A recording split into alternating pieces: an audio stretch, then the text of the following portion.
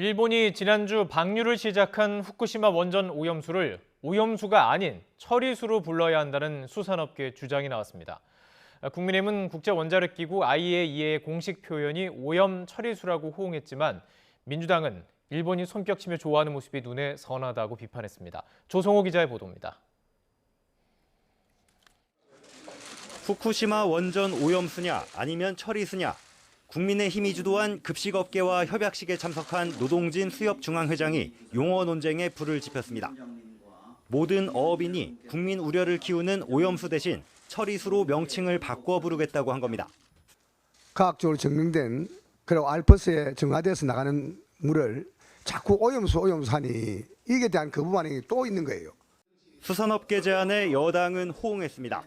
당 차원에서 용어 변경을 공식화하진 않았지만 국제원자력기구 IAEA의 공식적 표현이 오염 처리수라고 강조하며 힘을 실었습니다. 국제적으로도 이 트리티드 워터, 그러니까 처리수라고 표현을 하고 있는 것을 알고 있습니다. 용어가 그렇게 중요한 것이 아니고 중요한 건 실체라고 봅니다. 한덕수 국무총리도 용어 변경을 검토해보겠다고 가세했습니다.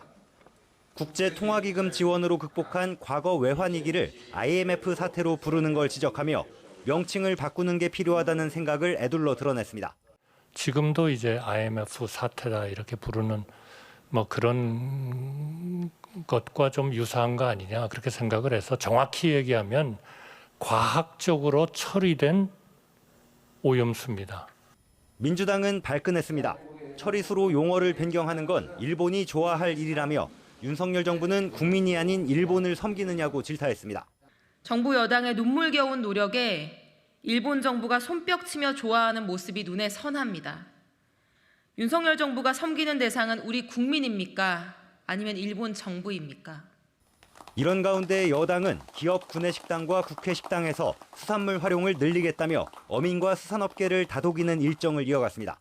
후쿠시마 오염수 방류 이후 첫 주말의 수산물 소비량은 작년 같은 기간에 비해 오히려 늘어났고 괴담 정치가 한낱 부질없는 종이 호랑이라는 것이 드러났습니다. 반면 야당은 전통적 지지 기반인 전남에서 대규모 방류 반대 집회를 열고 정부를 상대로 국민 항쟁을 선포하며 공세 수위를 높였습니다.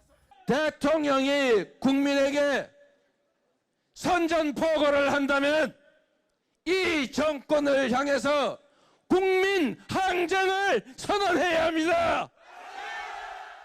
원전 오염수 방류 개시 이후 엇갈린 행보로 여론전을 이어가는 여야가 용어 문제를 놓고 확전에 나설 기세입니다. YTN 조성호입니다.